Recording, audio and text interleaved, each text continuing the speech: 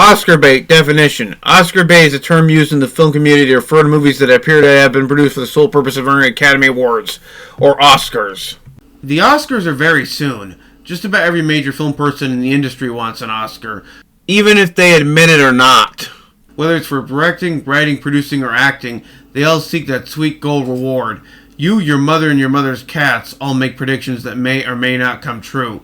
With the latest Oscar nominations out and about, and everybody having gotten their disappointments and surprises out of the way, I thought it was important to mention there's a list of movies that for one reason or another failed together to get even a single Oscar nomination, despite studios and actors' best efforts.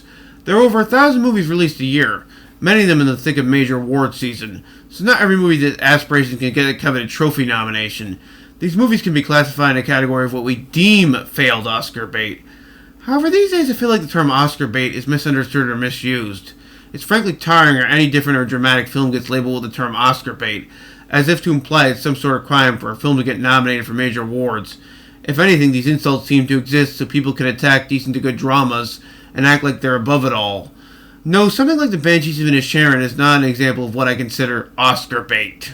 That being said, there are movies that are designed, whether it's from the writers, directors, producers, or especially the actors, with intentions of winning that big trophy. That's why with this video I'm going to count down 10 examples of egregious Oscar movies that were destined with awards in mind and failed to get anywhere close to the gold trophy. In fact, they were deemed outright disasters, or at best, middling affairs. To keep this list limited, I'm only doing movies that failed to receive a single Oscar nomination. Plenty of movies that have had some Oscar ambitions have at least received a song, score, or tech nom. Costume dramas, for example, can often at least be considered for a Best Costume nomination. No duh. This list could have taken me forever if I didn't include that criteria. Well, let's get this list on the road, because Extremely Loud and Incredibly Close is totally gonna be on it.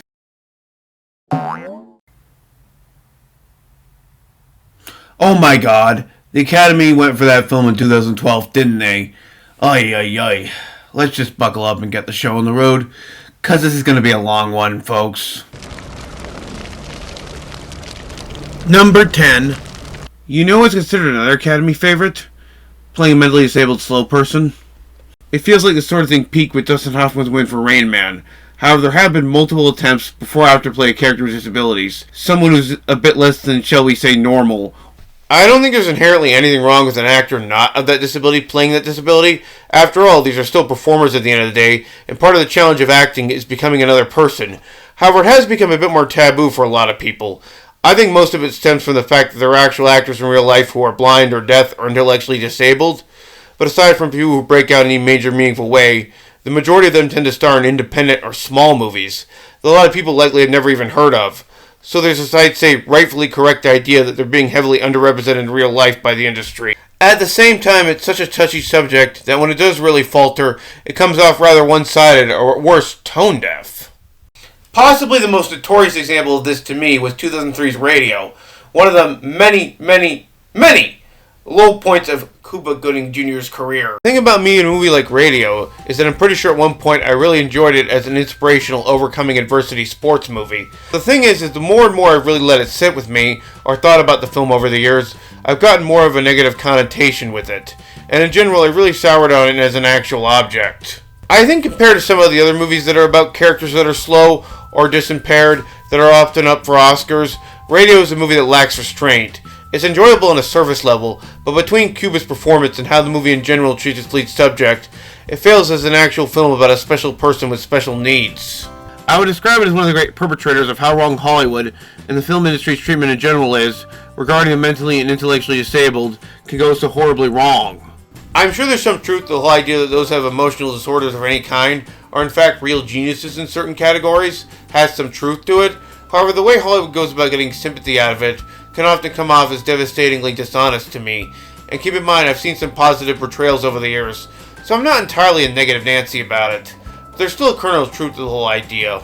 In Radio, we have all of the worst stereotypes, the constant tics, the need to slow things down, and oh my god, the voice. Absolutely the voice. For many people, the voice just ruins this movie entirely for them. It makes those standard grievances all the more screamingly obvious. And honestly, the entire film is worse off for it. What should have been an inspiring, enjoyable story is instead marred by a problematic lead performance and comes off as extremely naive and tone-deaf. Just thinking about it again makes me want to shake my boots hard. Despite the fact that it was actually a relative success at the box office, poor reviews, in particular for Gooding's performance, along with a general attitude regarding the film's treatment of a person with mental disabilities, doomed it forever having a starting line with the Academy Awards to begin with. And remember, these are the same people who went for Sean Penn's performance in I Am Sam. Which is a similar level of, what are you doing? Radio now exists as an Oscar curio. An example of just because you can portray a person with mental disabilities doesn't mean you should actually do it. Hopefully we're past this sort of thing. But then again, it's only been a few years since Green Book won Best Picture, so you know what? What do I know? Gosh, it feels like every time we take a few steps forwards, we have to take a bunch more steps backwards. She's got cerebral palsy. Oh, that's worth remembering, I tell you. That is another way you win an Oscar. Seriously, think about it. Daniel Day-Lewis in My Left Foot. Oscar. Dustin Hoffman, Rain Man. Oscar. Number 9. Movies based off real-life people are like catnip for the Oscars. It is generally considered good value if you want to win an Oscar, or at least get nominated to play a real-life person. From The Eyes of Tammy Faye, to Judy, to movies as early as The Story of Louis Pasteur, it is a track record of success. That's why when it fails pretty hard. Hey, everyone remember that movie Spencer, starring Kristen Stewart as Princess Diana? A very somber look at how the royal family treated her? Well, fun fact, it wasn't even the first attempt at depicting Diana's life on screen. Maybe because it's dull as dull can be, but I feel like we've justly forgotten about the existence of Oliver Hirschfield's 2013 film, Diana. Clearly designed as an Oscar vehicle for Naomi Watts, she was considered a potential frontrunner by some predictors early on. Unfortunately, Watts just seems to have the worst luck in the world when it comes to picking projects. Not only was it not given the royal treatment by the Academy, but it absolutely bombed and was trashed by critics. Featuring some of the worst dialogue you'll find this side of a soap opera, the movie came off less like a well-meaning tribute to the life of the famed Princess of Wales, and more like a BBC Channel of the Week TV movie. Watts tries her best given the material, but ultimately she can't salvage what was a bad idea from the get-go. The thing about a biopic is that as generic and cliché as it can be, it should still allow the audiences to get invested in the turmoil or emotional state of its protagonist. The best biopics really take the audiences to the head and mind of their subject, enough that they can understand what they're supposed to get out of this real person as an actual character. In the case of someone like Princess Diana, it's probably much more limiting, but for example, say what you will about Spencer, but at least you could feel something after you watched it. Yes, I felt a cold bummer, extremely depressed, but when I watched Diana, I got absolutely nothing out of it. And that is entirely the fault of the film. Number 8. It's time to talk about Will Smith and the Oscars. Even before the infamous slap, Will Smith has been one performer who's been working off his butt to try and win an Oscar. He and Jada infamously boycotted the 2015 awards because he didn't get nominated for Concussion. And ever since Ali, his mind has been flooded with the idea of him going for the gold. That's why he picked so many Academy-friendly projects. So you knew I had a few options to choose in this regards. 7 pounds was clearly a blood transfusion of the heart to the Academy. But I decided to go with the most ludicrous of them all. Well, unless you count his appearance as the Devil in Winter's Tale. Oh yeah, that totally happened. Find another way now! Have mercy on my soul, sir! Let's examine 2016's Collateral Beauty. On paper, Collateral Beauty is all the makings of a huge Oscar hit. A big recognizable cast, a director's helm some past successes, a clear-cut Christmas release, etc., etc. Except, well, there's one big glaring problem here. The screenplay for this film was written by Alan Loeb. Alan Loeb is a screenwriter with an extremely erratic and odd set of credits, so I already knew when his name was involved that I was in for a real roller coaster of a movie. I think the overall problem with Collateral Beauty, though, is that as much as it tries to warm your heart, talk to you about human emotions and connections and whatever, it's brought down by its hollowness. Everyone can't even begin to act normal, instead going on the equivalent of constant soliloquies about connectivity and whatever makes us bond as people, as if that's what we actually do in our spare time. And then the religion, the Christians and their salvation, and the Buddhists and their samsara, and the Hindus and their 41st sacrament, and can't forget the poetry. Seriously, did somebody actually write this? Or did they just get a computer program to spew out nonsensical monologues that relate to the ideas of life, love, and destiny? It's possible to make a movie like this work, but you have to be more honest. Just making a story about people coming together and then putting those ideas on paper doesn't automatically make it good, just strenuous. Instead, it comes off like the equivalent of a Christmas card greeting. and some of the plot twists are on the more baffling side. This really should have been an easy Oscar win for Will Smith, but instead he and the rest of the cast are ultimately served little by this material, and it degrades them. Oh, and take a spit take every time Will Smith goes on an angry bike ride, because there's a lot of them.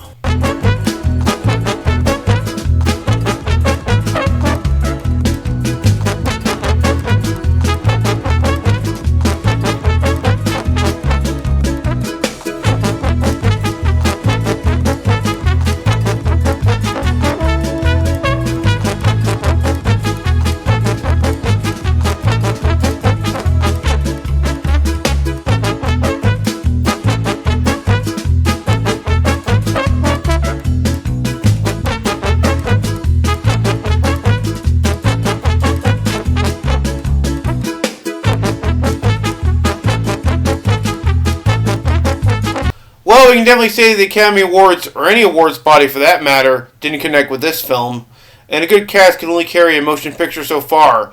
But as for the movie itself... No! No! Number 7. Political true story movies are a very striking topic for the Oscars. If anyone wants to win a major award, there are a bunch of ways to do it. Making a political movie and trying to be relevant in the moment seems like, at least at first look, to be a good way of going about it. I suppose every movie is political in a way, but there are films that seize on a political moment in a very specific frame time and try to have it be compared to what's going on in the world today.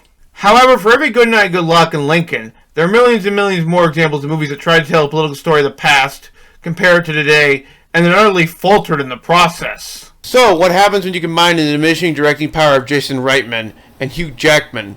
An actor I think is an absolute delight, but seems to have an Oscar curse of picking the worst possible projects ever. I mean, he was in last year's Oscar disaster, The Sun. Well, you get the utterly forgettable and ultimately forgotten mediocrity that is The Frontrunner. The Frontrunner, which is just asking to be mocked with a title like that, almost lived up to its potential. Jason Reitman, who directed prior Oscar successes with Juno and Up in the Air, but had faltered massively with Men, Women, and Children and Labor Day, needed a proper comeback film, and this was going to be it. It was a massive Oscar favorite-related plot, and it was released in the middle of November, a month ripe for Oscar movies. It was a movie about the Gary Hart scandal in 2018, the peak of the Trump years. This was a movie that at the beginning of the year had expectations that it was going to get a bunch of Oscar nominations. Director for Reitman, actor for Jackman, maybe supporting actor for J.K. Simmons, and best adapted screenplay were all being bandied about. With all these expectations behind it, there was no way this movie was going to fail, and yet... So, what went wrong here? How did a movie that was initially pushed for the big stuff not only come home empty-handed, but not receive a single nomination, and basically vanish into ether, never for anyone to talk about it in any major way beyond what people like me do, because we have nothing better to do with our lives? Well, here's the problem with a movie like The Frontrunner. It's about as interesting as staring at static. Most of the best political movies at least know what side they're on, or how they're trying to approach their subject matter. With The Frontrunner, however, Jason Reitman fails to properly give us a reason to believe in Gary Hart, or why his career was ruined the way it was, beyond the basics. When I finished The Frontrunner, all I got out of it was that Hart was a good family man who had his career railroaded by a system that was clearly out to get him. That's well-intentioned and all, but really, is that all you have? I think a more interesting version of this movie could have delved into Hart's background, maybe expanded upon his relationship with Donna Rice, how it might relate to today or not. But the problem is that Reitman just doesn't seem to be interested in any of that. Instead, he resorts to little first grade, I did nothing wrong, and you must leave me alone kindergarten stuff, which at best comes off as utterly predictable, and at worst, flat out pedestrian. And as far as the Oscars were concerned, I think the poster for The Frontrunner properly sums up how the Academy Awards run went. After the mediocre TIFF screening, it was all downhill. Number 6. Doing a role that requires an actor to lose or gain weight, transform, or physically alter their appearance in any way is like a give me for the Academy. Given how hard the industry is when it comes to beauty standards in films, and well, everywhere, it shouldn't come as a surprise that for an actress, there's nothing more that screams, I'm a serious actor by deglamming or basically looking unconventional. Playing a hard role character without makeup has been going on for decades. Actresses like Charlize Theron and Jessica Chastain won Oscars for playing roles that required them to transform, go ugly in some ways. Hollywood loves nothing more than a narrative, and going full tilt and taking on the mantle of another person is about as narratively narrative as it gets. As an actual actress, I think Jennifer Aniston is quite underestimated. Even though she's hugely successful and rich, when she picks her projects right, she can really shine as a dramatic dark actress. I think the 2002 film The Good Girl best showcases this, but during her career she's taken some, shall we say, risks. Case in point, 2014's Cake! Cake is about as Oscar baity as you can get. A performance that requires Aniston to transform in either direction, wearing little to no makeup, playing a woman suffering from painkillers, and yet, despite her best efforts and a Golden Globe and SAG nomination, she fell short of that clear Academy Awards love she so richly desired. This is despite the fact that Aniston worked her butt off on the awards circuit, even delivering a little cake to members of the Academy of Motion Pictures Arts and Science, and having all of her friends support her. But she came short of a nomination, instead marrying Cotillard in 2 Days, 1 Night, and a slightly surprising upset took her place. Now, why did she fall short? Well, in spite of what I thought was a pretty good performance by Aniston, the movie's quite frankly just not that very good. It's very much unappealing in terms of the subject matter, but beyond that, it's a very one-note portrayal of a person on meds. It doesn't help that the entire thing looks very unsatisfactory. Like, literally, it looks like the equivalent of sludge being sprayed on someone. If I didn't respond well to this movie, just imagine how Academy would have responded to it, given that they barely watch any of the movies get sent their way. A complete death sentence. Aniston herself, however, was not dismayed by the lack of an Oscar nomination. I'd be lying if there wasn't a little awe, but after that there's a lot of, but look at tonight. Look at the Globes. Look at the SAGs. We're an embarrassment of one of our riches. For a movie that hasn't even been released, and is teensy tiny. This is the cherries on top of something that was really special to us. So we're really excited. I suppose that's the right attitude to have. It's the kind of attitude I'd have if I wasn't, making this list. And I suppose now that everybody's talking about Andrea Riseborough's unexpected last-minute campaign push for Leslie, and the successful nomination that came out of that, for a similar type of role to Jennifer Aniston's in Cake, I suppose she's probably wondering now why couldn't have gone right for her. To have connections. It's basically the bread and butter of this industry. I gotta tell you, this really does put me in a better mood. Number 5. Sometimes Oscar movies can be less blatant. Not everybody makes a movie with the intention of winning awards. If a small movie blows up in some ways, the director can be overwhelmed when it's suddenly up for some major categories. I mean, a lot of people didn't see Coda winning Best Picture last year, months before it did. That was a little movie that could. But then there are some genres that no matter how much they try, can never escape from the original Oscar trappings, like inspirational stories, true or otherwise. Movies like Dead Poets Society, A Beautiful Mind, and Good Will Hunting all got Best Picture nominations, partially in how they made people feel. So when a movie comes along with the right tone and right cast, there's going to be some expectations that it'll Oscar. But just because something looks like an inspiring true story on paper, doesn't mean the final results won't be looking kind of, weird. Case in point, 2000's Pay It Forward. Movies like Pay It Forward are interesting to me, because I'm sure the people behind them had every well-intentioned, but the final product is kind of, bizarre. Director Mary Letter helms this adaptation of Catherine Ryan Hyde's novel about a boy trying to find positivity in the world, with a cast that includes Academy Award winners Kevin Spacey and Helen Hunt, as well as Academy Award nominee Haley Joel Osment. And boy, does the poster want you to remember that. The novel is written from multiple narrative perspectives, so it was already challenging as an actual adaptation.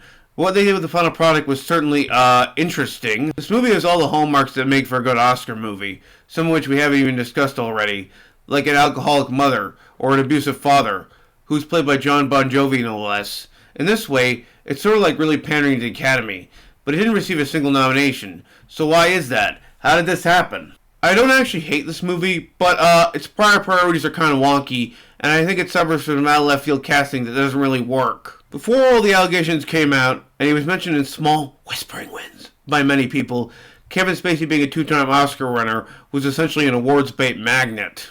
I could have gone with the shipping news, or even the quite frankly mystifying Beyond the Sea, both of which are odd baity films in their own right, but I decided to go with Pay It Forward because it really fits the moniker of what an uplifting Oscar film is, as well as being an example of why Spacey films of that particular era don't work. Here's the thing about Kevin Spacey. Yeah, he's definitely a choice, but also as a performer, he really doesn't work when he's playing somebody who's in a scum or a jerk. In that sense, he works best when he's playing himself, but ask him to play a relatively normal person, and his spaced out style of acting becomes more and more evident. What does the world expect of you? Nothing. My God, boys and girls, he's absolutely right. Nothing. And there are so many other things that bother me about Pay It Forward beyond the spacey factor. I like a good, emotionally manipulative movie as much as the next guy, and there are elements in regards to Pay It Forward that I enjoy if you go by just that, but only when I feel it's kind of earned. With Pay It Forward, we have a story that gets super confusing, as well as takes a turn I wasn't expecting, let alone looking forward to, particularly one that becomes super relevant in regards to its lead actor. I guess we should have realized as soon as the reviews dropped, not only were members of the Academy not going to pay any attention to the film, but they weren't going to push it forward. Number 4. You know what's big with Oscars, or at least used to be? Musicals! Yes, it's easy to see it whenever a director makes a big adaptation of a staged Broadway musical. There's sure to be some kind of Oscar buzz that follows. In the past 20 years, we've only had 5 musicals that have been nominated for Best Picture, and that depends on your definition of a movie like Bohemian Rhapsody. As well, however, additional 28 films that are musicals or involve music heavily have received Oscar nominations in other categories as well. So even though it's only been sporadic as far as Best Picture nominations are concerned, it's still a genre that in theory is ripe for gold success. So when Universal announced they're making an adaptation of Andrew Lloyd Webber's legendary Cats, emphasis on legendary there, with Tom Hooper of Les Mis fame behind the camera, there was definitely an idea that this film was gunning for some Oscars. Oh, no, it didn't get any Oscars, but it did receive a standing ovation of laughter. Here's the thing about Cats and Tom Hooper in general. Yes, his movies are, on a regular basis-by-basis factor, kind of enjoyable and typical period pieces. However, he has some absolutely specific directing choices that quite frankly kind of get on my nerves. Between his overuse of Dutch angles and his sometimes weird uses of negative space, Hooper's movies, which otherwise should be harmless, nice old period pieces, instead come off as looking super off-putting and kind of unattractive, but not in a cool way either. And the close-ups. Oh my god, the close-ups. In the right hands, the close-up can be a sudden moment of realization that something is wrong, or a defining scene for our main protagonist. But the way Tom Hooper overuses close-ups, you might question why the heck he's shooting all of these movies like he was filming a horror movie. Like, let's look at his previous Broadway adaptation, Les Mis. Yes, the movie is kinda good, but at the same time it has a lot of problems, most of which stem from Hooper's directing choices. When the actors are singing or performing, their performances get distracted by the fact that their faces are so large at ya. That famed Russell Crowe meme that came from that movie, that's the only way it is because of Tom Hooper's quite frankly absurd directing choices. That combined with Hooper's decision to constantly tilt the camera in any direction makes me wonder if this was supposed to be an adaptation of a Broadway musical and not an M. Night Shyamalan joint. The reason I bring up all of this is because while Cats was always going to be at best a hard musical to adapt for the big screen, Tom Hooper's directing choices, including negative space and Dutch angles, combined with all that CGI fur, do not serve this film well at all. Here's the thing about Cats. Yes, it's crazy. And there are some absolutely insane decisions that are being made on screen from everyone involved. You really won't believe the reaction I had the first time I saw that scene. But ultimately, the experience of describing Cats is more fun than it is to actually watch the film itself. If you're wondering why Cats didn't get any Oscar nominations at all, and instead became one of the most infamous movies of all time, it's because combined with all those directing choices, and the fact that the entire thing is full of incomplete CGI fur, it creates for one heck of a disorienting experience. It basically gave me the equivalent of a headache. And yes, there are some committed performances in this film, but still that doesn't excuse the fact that the movie is the way it is. Seriously, who wants to see CGI fur so up and close and personal? It feels so relentless, and it doesn't help that the cat's anatomy is whack as it gets. It's like Les Mis if it didn't have any human characters. I know there are some people who enjoy this film as an ultimate bad movie, but boy, for me, it just coughed fur balls. And if this is what I felt about the movie on an itty bitty tiny screen, just imagine how I would have responded to it on a big booming screen. Oh. Immediately a week after Cats was released, it was declared DOA at the box office. Universal removed Cats from the FYC page. Gee, I wonder why. I think we all knew the movie was dead at the Oscars for major nominations as soon as we saw the trailer and the monstrosity that was on screen. But boy, did people linger on that ball of yarn that was the Best Original Song nomination.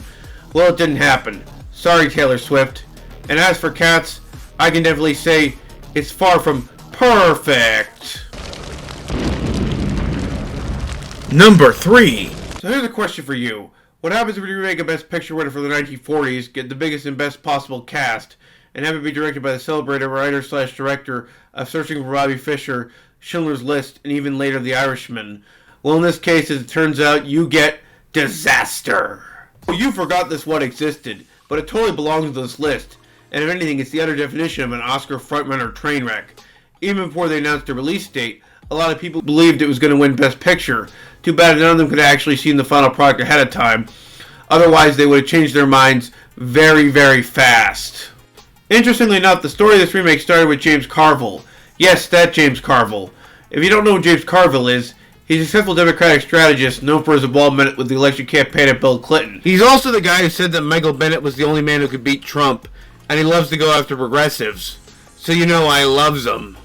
Carville, being a fan of the original novel, decided it was time for a new version. So he ponied up the money, got Steven Zaillian to direct, and the rest they say is maybe kind of bad history. It went on to become the only film that James Carville has any direct involvement with. He's an executive producing credit. And that's probably for the best. Essentially, this film had Oscar ambitions from the get-go. However, what didn't help this film was its release date. It kept getting pushed around, from its original date of September 2005 to late September of 2006. If you're trying to get a movie frontrunner status as Best Picture nominee, then nothing screams, "Bomb incoming!" Then a release date followed by essentially dumping it at the end of September. And what a bomb it was indeed. The serious excuse was that it wasn't finished, and it needed time for more rescoring and editing, but all it did was cause alarm bells to go off. The buzz was absolutely terrible, but worse, the reviews just sealed its fate. The movie didn't even make half of its budget, and to top it all off, it was forgotten just as soon as it was released. Led by Sean Penn's incomprehensible, true-seating performance as Willie Stark, and a bunch of other great actors including Anthony Hopkins, Jude Law, Kate Winslet, Patricia Clarkson, and James Gandolfini are all lost at sea. Subplots just seem to go nowhere, or are confusing, in particular Law and Winslet's, and you have a recipe for an Oscar catastrophe. Like a lot of other political films we talked about, like The Frontrunner, this movie has whispers and ideas that it wants to compare itself to the era from which it came. In this case, comparisons of the Bush-Cheney administration of the 2000s within the context of a 1950s period piece. When really, they could have focused on being a good adaptation of the novel, something even the Best Picture winning 1949 film wasn't exactly that successful at being. So, if I'm mostly giving this film the cold shoulder, are there any positives I could give about it? Maybe. For one thing, the cinematography at certain points is very nice. The score by James Horner, while like all of his scores could be called well-worn, has certainly grown on me, and I'm a fan of the vintage look the movie is going for, even if I think the period change did it no favors. And I always love it whenever James Gandolfini shows up in a movie, especially if you died, and it's a treat to see him too. But I think for whatever is good about this film, its greatest sin is that it gets overwrought and overblown in its heavier ambitions. There wasn't anything political about this film not receiving a single nomination, but it could have been less of a landslide defeat. Number 2. You know what this list is missing? A historical costume drama. A costume drama is the kind of film that can sometimes dominate the Oscars. Whether it's because it'll be nominated in the tech category or take home the costume trophy. They used to be more consistent. And the most recent one to break through in a major way was The Favorite, and that was a period piece in a very modern experimental context. Costume dramas are the kind of upper stiff crust that the so-called rich members of the Academy often take to. They may be boring to some, but it's an appeal that I can understand. There's something fun about, especially on first look, at the idea of a bunch of aristocrats or historical figures trying to one-up each other. Think Dangerous Liaisons or The Lion in the Winter. You get the best actors alive, and what seems like boring material in theory suddenly gets super fun. However, that just makes our next movie all the more perplexing. I got a question here. Why was Tulip Fever in production for so long? I'm sure the source material is different, but still, given we ultimately got and how long it took, maybe it shouldn't have been tried, period. What made this film as a concept, which eventually got made by Justin Chadwick, the director of the already pretty boring Man in Long Walk to Freedom, a film that I was going to cover, but then I remembered it got a song nom. Whoops! So appealing. Well, it happened, and I can safely say it is very much a questionable film in just about every category. Tulip Fever isn't a traditional costume drama in the sense of what we've already talked about. There aren't kings, it isn't based off real-life people per se. It does, however, fit the period piece aesthetic to a T. This was a movie that was supposed to be made in 2004 with John Madden of Shakespeare in Love in the director's chair. Then a decade later, it landed in the hands of Justin Chadwick. Was the long wait worth it? Well, what do you think? It's on this list. The reason that Tulip Fever didn't get any Oscar nominations is twofold. It's a boring, stodgy period piece, but with the caveat that it has some absolutely insane casting decisions. Christoph Waltz, Zach Galifianakis, what are you doing in this movie? Also, Dane DeHaan should never play the romantic lead. And some of the more bizarre creative choices are on the odd side. As you can imagine, this movie was deemed a flat-out disaster by most critics. I don't think it's quite that, but it's certainly not a good film. Good costumes, one of David Elephant's better, more recent scores, and admittedly a premise that explores an idea that is in theory very intriguing. The early era in which tulips were considered priceless treasures that people fought over.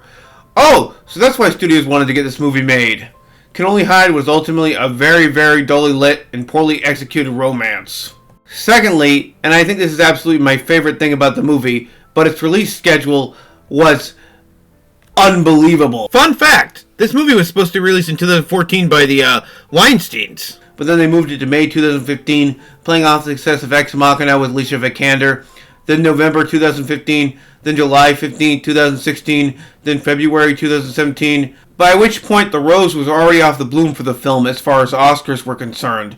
Then they released it August 25th, 2017, but oh no, they just had to go and change the schedule one more time, pushing it to December 1st, where it promptly withered on the vine and then died. So why did this movie fail with Oscars? Well, this one's obvious. They made a bad movie. It was basically a simulation of hitting all the Oscar baity tropes for costume dramas.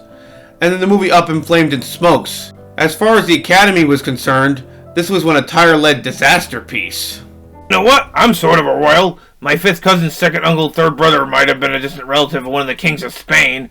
Why doesn't someone put me in a period piece?